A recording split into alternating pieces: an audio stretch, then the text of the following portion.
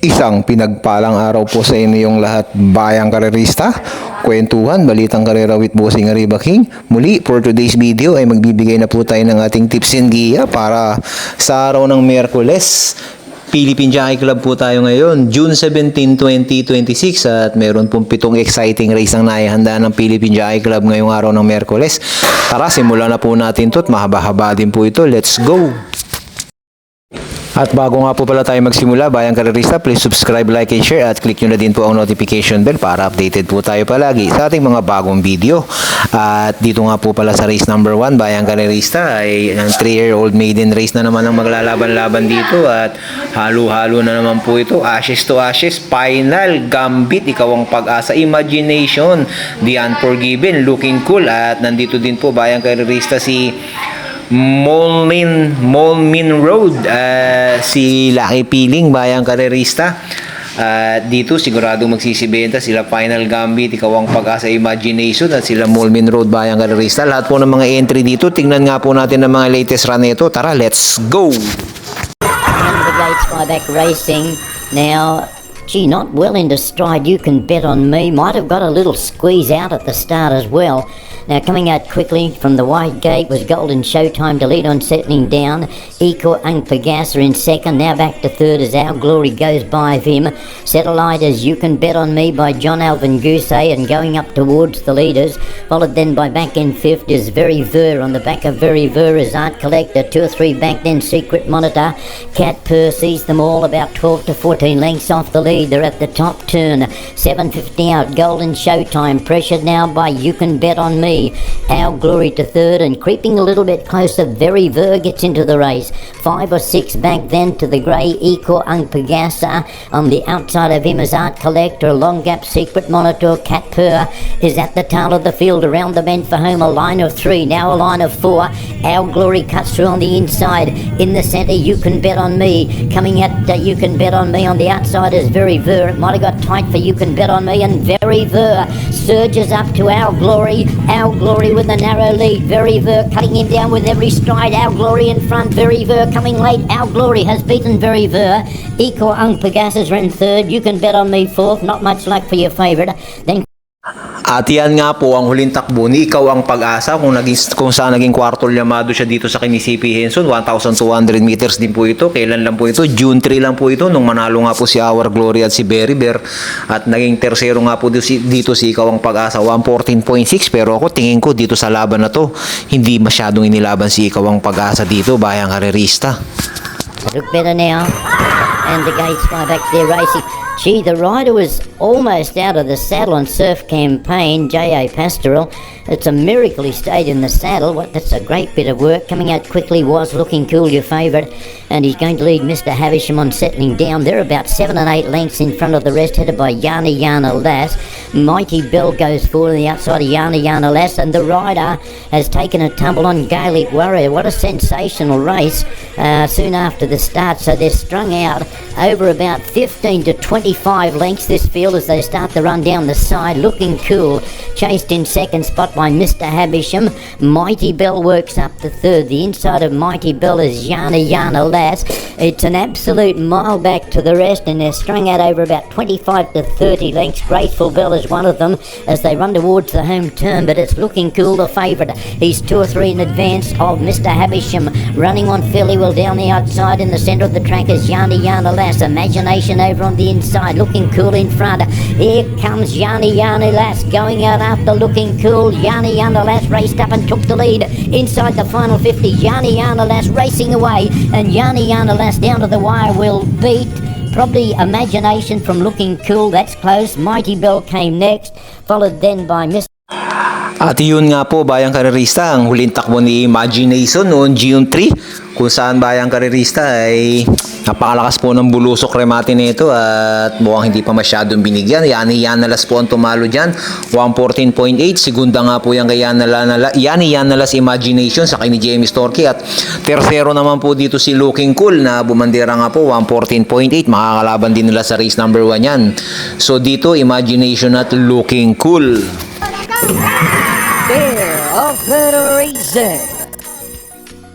We've got Hermes Way looking for the lead, moving up in the middle now is Final Gambit, running in third is Casbell, followed over by Calatrava. Next in line is Jazz Super, another gap by Dixie Network. Here comes Blue, that is Bermuda Triangle, and at the back stretch, it's now Final Gambit, the leader by about a length and a half over Hermes Way. A length and a half back in third is Casbell, followed over by Calatrava. Next to come along is Jazz Super. Moving up now is Bermuda Triangle, and Dixie Network is last to fall.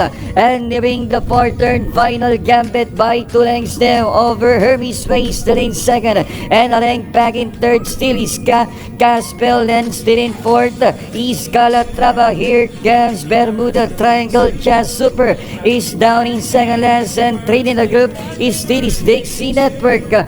400 meters left to go. It's Final Gambit by half a length, being hassled now by Hermes Way on the outside, and a little bit closer now in third position is Casbell. Here comes Calatrava together with Bermuda Triangle coming from behind, and so was Jazz Super that on the inside, but Final Gambit keep on running strongly, moving up and winding up very quickly on the outside now is Bermuda Triangle, and at the line it's a close finish between Bermuda Triangle and Final Gambit.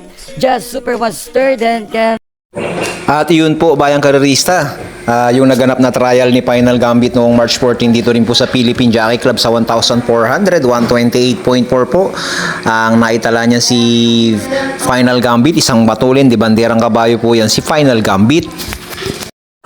At noong tumakbo si Final Gambit noong March 29 dito rin sa Philippine Jockey Club sa 1,400, couple entry nga po niya si Bermuda Triangle, ay naging pangwalo lang po siya dito si Final Gambit. Sakay po dito ni John Alvin Guzzi si Final Gambit, nagtala po ng 130.6, pangwalo. Bayang karerista, magagaling na kalaban niya dito. Pleasure Effect, Super Chip, Calatrava, Siling Labuyo, Dixie Network, sila Hermes Way po ang nakakalaban dito niya si Final Gambit, pangwalo. At si Molmin Road nga po, bayang karerista, merong 126.6 noong March 14 sa PGC 1,400. Ito nga po yung kanyang trial no, Siling Labuyo, Red Velocity, Pleasure Effect ang mga tinalo nito Molmin Road. Sandirimating kabayo to. At noon June 3 ay muli na nga pong nagbarrier yan si Molmin Road. 1,200 sa PGC, nagtala ng 1.19, pumanglima lang po kala Stolinola. Morning after official sila Service Deluxe. Palagay ko naka-stop lang, di pa masyadong ginalaw to. Isang derematic kasi to, Molmin Road. At ito naman po si Dian Forgiven, nagtala ng 116.4 sa kanyang barrier trial noong May 6 dito rin sa PGC sa 1,200. At ito po mukhang nagpapakita rin po ng magandang kondisyon to ngayon si Dian Forgiven, makakalaban nila sa race 1 yan. Ashes to Ashes, third placer kay Someone Judoka I Told Mama, 123.6 sa 1,300 noong June 6 sa PJC. Bayang karerista, makakalaban din nila yan. Ashes to Ashes. So dito po sa race number 1, bayang karerista, malamang sa malamang ang malalyamado dito, kung hindi si Final Gambit, si Molmin Road, malamang yan ang mag-AAB dyan, bayang karerista. Ito po si Final Gambit, isang napakatulin na kabayo at mabilis umarangkada. At ito naman po si Molmin Road, isang deremating kabayo. At ngayon po, ang paglalabanan po nila ngayong distansya sa race number 1, 1,200 meters. At nakita nyo naman po yung takbo ni Looking Cool, isang dibanderang kabayo din po yan. At si Ikaw ang Pag-asa, sumasabay naman din po yan. At Rumiremati din, pareho, pwede sumunod lang po yan, bayang galerista. At ito si Imagination, ay sa likuran din po ng gagaling, bayang galerista. Dito po sa race number 1, bayang galerista, ang first choice ko, itong nakita ko nung nakaraan na mukhang malakas pero hindi masyado inilaban. Numero 3, Ikaw ang Pag-asa, na sasakyan po ulit ni CP Henson. At tingin ko po pagka inilaban to ngayon ay malaki po ang pag-asa at malaki ang makasyamba ngayon nito. Numero 3, Ikaw ang Pag-asa. At ang kukuhanin ko po second choice dito, bayang karerista, ito nga pong matuli na numero 2, Final Gambit. At isasama ko pong third choice, itong dirimate na si Molmin Road, na wag makalabas lang po ng maganda, wag lang maiiwanan, bayang karerista, isang dirimating kabayo, maigsi kasi ang karera ngayon. So dito, first choice ko, numero 3, Ikaw ang Pag-asa. Second choice, numero 2, Final Gambit. Third choice, numero 8, Molmin Road. Kayo na po ang bahalang magbawas dyan at magdagdag. Good luck po dito sa race number 1. At dito na po tayo, bayang karerista, sa race number 2. Isang anybody's race din po ito. 3-year-old maiden race din po, bayang karerista. Mr. Habisman Take It All, Bonds Target at Cold Summer Night nagbabalik. Secret Monitor, I Dominate, The Gentleman, and He's Big Enough, bayang karerista. Dito po sa laban na to, bayang karerista, ito pong si Mr. Habisman matuli. Nakita nyo, nakipagsabayan kay Lukin Cool kanina to. At ito si Secret Monitor, bayang karerista, hindi masyadong inilaban nung nakaraan. Ito naman po si He's Had Enough, galing po sa isang vicious trial yan. At ito si Gentleman, bayang karerista, nag-1 18 sa kanyang barrier trial, no Batoram. Take It All matutulin, at sila I Dominate, dikit-dikit lang din po nagkatalo nung nakaraan yan. Si Bonds Target, mayroong 1 22 yan sa kanyang no Batoram, nabugaw po yan kala Shine Dream Smile. Dito po sa race number 2, bayang karerista, dito po ako lalagay sa numero 5 na si Secret Monitor. Nasasakyan po ni RD Raquel. Ito po si Secret Monitor. Nag 1-17 nung huling takbo, nabugaw, pero nung nag-barrier po ito, may 1-15 po ito. Tingin ko hindi lang po inilaban to nung nakaraan dahil magagaling yung nakalaban niya. First choice ko po yan, numero 5, Secret Monitor. At ang kukuhanin ko po second choice dito, bayang karerista, ito pong numero 6, I Dominate, na tingin ko bayang karerista ay hindi lang po inilalaban sa mga nakaraang laban niya. So dito, dalawa po ako, hindi na po ako magmamarami, kayo na po ang bahala magdagdag bawas dito, bayang karerista. First choice, numero 5, Secret Monitor. At second choice ko po yung numero 6 na si I Dominate, nasasakyan po ni Birthday Boy, JT Pabilik. Good luck po dito sa race number 2. At dito na po tayo sa race number 3, isang class 42 to 56 split, 1,200 mostly ang paglalabanan, maigsi na naman bayang karerista. Dito po, yung numero 5 na si Sabi Ko Na at si Kalagbagan River, yung Sabi Ko Na, bayang karerista. Napakaganda po ng barrier trial nito at isang debanderang kabayo. Nung nakaraan laban nito, palagay ko hindi lang inilaban to. Ako po, bayang karerista, solo ko na yan, yung numero 5 na si Sabi Ko Na.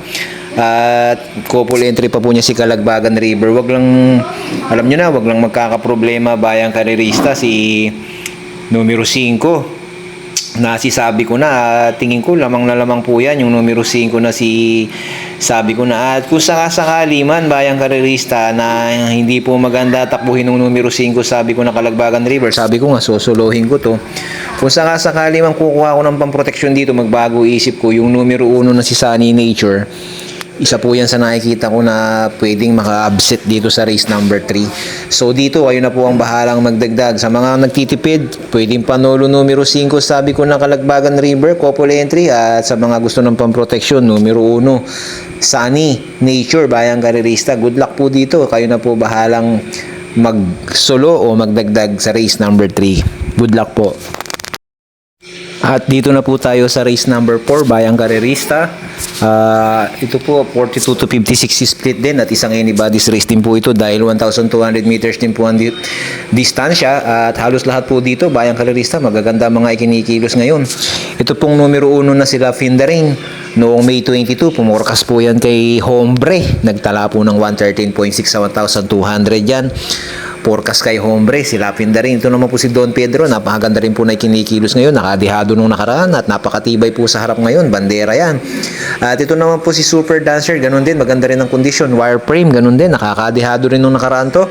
7 cycles, palaging dumarating sa 1,200 meters, bayang karerista. At si Ginggini, ganun din, nakikipagsabayan din yan, bayang karerista. So dito talagang isang anybody's race po ito sa mga may pandagdag. Magdagdag po kayo dito sa race number 4 bayang karerista. Ako po first choice ko dito yung numero 2 na si Don Pedro na sakay po ni RC Simasio, isang dibanderang kabayo. At sa tingin ko ito po ang malalyamado dyan bayang karerista. Dahil nga bandera siya, 1,200 meters at yung mga kalaban niya dito, mga sigurado susunod sa kanya at matibay naman po sa harap to. At ang kukuhanin ko po second choice dito, bayang karerista, ay ito pong numero 1 na si Lapindarin. Nasakay po ng kanyang regular jockey. Ito po, pumorkas nga po ito kay Hombre nung nakaraan. So dito, bayang karerista, kayo na po ulit. Sabi ko nga, yung mga may pandagdag, magdagdag kayo at isang anybody's race po ito. Ako po, numero 2 at numero 1. Good luck po dito sa race number 4. At dito na po tayo sa race number 5. At 1,200 meters po ulit ang distansya, 42 to 56 split. Nandito na naman si Sahib.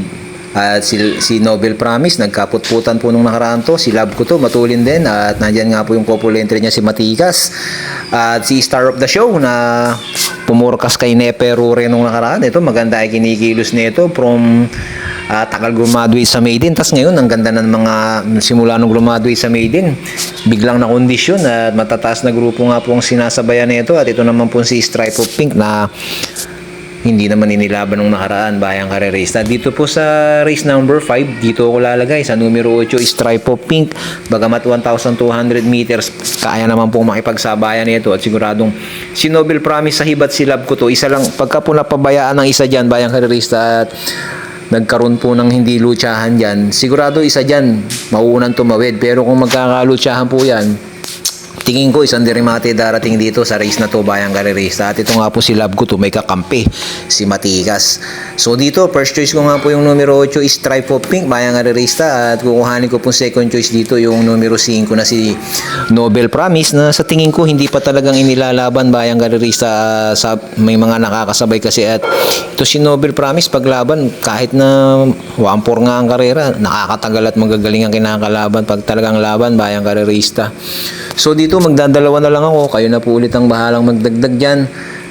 First choice numero 8, Stripe of Pink, Ryan Basi ngayon. At second choice ko, ito, numero 3, Nobel Promise. Good luck po dito sa race number 5. At dito na po tayo, bayang karerista, sa race number 6. Maraming matulin. True Blue, Galo Bingo, Skippy Taki, Mendel Bell, Sega Tulin. Lola's favorite lang ang Derimati dito, bayang karerista. Dito po sa race number 6, first choice ko, numero 4, Mendel Bell. Sakay po ni Birthday Boy, JT Pabilik. Isang matuling kabayo, 1,200 meters. Tingin ko makikipagsabayan sa unahan to. At syempre, kukuhanin natin to. Di natin pwedeng iwanan. At alam nyo naman to, pag inilaban ni Patty, nakikipagsabayan, magaling sa harap, 1,200, numero 2, Galloping Ghost. So dito, hindi na ako magdadagdag. Dalawa lang, bayang karerista. First choice, numero 4, Mendel Bell with JT Pabilik. At second choice ko, yung numero 2, Galloping Ghost with Patty Dilema. Good luck po dito sa race number 6. At dito na po tayo sa last and final race, race number 7, 1,200 rin. Lahat pala dito ngayon, from 1 to 7, 1,200 meters ang paglalabanan. At dito, 17 to 41 is split. Ang maglalaban, bayang karerista. At isang magulong karera to, bayang karerista.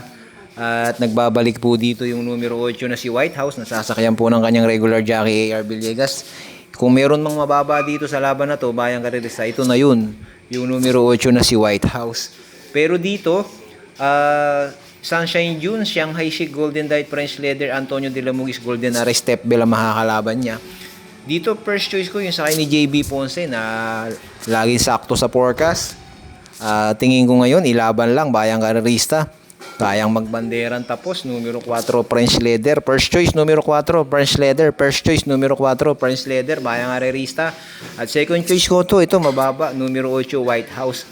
At yung mga may pandagdag, pwede po natin isama yung numero 7 na si Step Bell na sakay ni John Alvin Guse na paglabas magaling, pagbiyahe hindi magaling. So dito, bayang karerista, hindi na ako magmamadami ulit.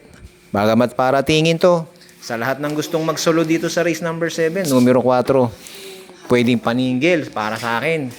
At kung magdadalawa, isama natin yung numero 8 na si White House. At kung magtatatlo, numero 7 is Step Bell.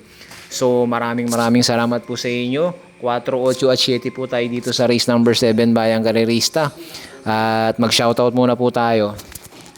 Shoutout kay Idol Orly Tagumpay. At pinapa-shoutout po niya syempre ang Tanyong OTB, shoutout po sa mga idol natin dyan, sa bayang karerista natin dyan sa Tanyong OTB Malabon, kila Boss Oye, Sir Roming, Mr. Drake, at kala Boss Jero, at Master Riker. Salamat po, Sir. Happy Racing. Maraming salamat sa inyo dyan, ha.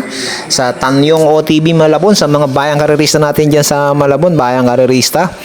Maraming salamat sa inyo at syempre kay Orly Tagumpay. At alam nyo na, bayang karerista, sa huli kayo pa rin ang masusunod. At good vibes lang po tayo palagi, bayang karerista. At ako po, tingin ko magkakadihaduhan ngayong araw ng Miyerkules. Good luck po dito sa araw ng Miyerkules.